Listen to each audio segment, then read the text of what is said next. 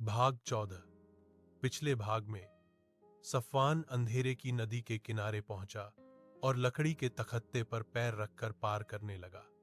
अचानक पानी के अंदर से एक विशाल छाया उभर आई। सफ़वान ने डर से आंखें खोली। दरिया का पानी लहरें मारता हुआ हिलने लगा और उसमें से एक अजीबोगरीब मखलूक उभर कर सामने आई। वह आधी इंसान और आधी सांप जैसी लग रही थी। उसकी आंखें लाल आग की तरह जल रही थीं और उसके मुंह से काला धुआं निकल रहा था। मखलूक ने भारी आवाज में कहा, जो कोई भी इस नदी को पार करना चाहेगा, पहले अपने डर का कैदी बनता है। बता सफ़वान, तेरा सबसे बड़ा डर क्या है? सफ़वान के कदम काम गए। तख्ती पानी पर डगमगाने लगी। उसके दिमाग में अपने बचपन की गरीबी की तस्वीरें घूमने लगी। मां का भूखा चेहरा, खाली बर्तन और वह दिन जब उसने फाके की वजह से रोना शुरू किया था।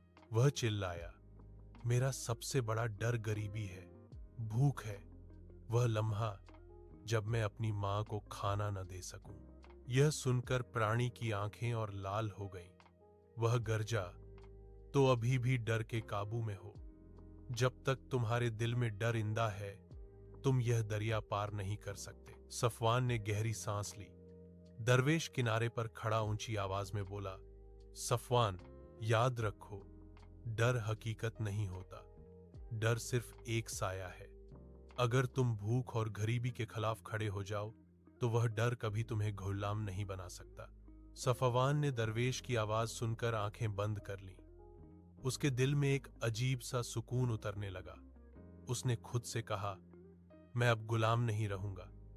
गरीबी मेरा डर नहीं, बल्कि मेरी हिम्मत है। यह मुझे दूसरों की भूख मिटाने के लिए आगे बढ़ाती है। जैसे ही यह विचार उसके दिल से निकला, नदी की लहरें शांत होने लगी, प्राणी की लाल आंखें बुझने लगी और वह धीरे धीरे धुएं में विलीन हो गई। अब तख्ती मजबूती से तैर रही थी।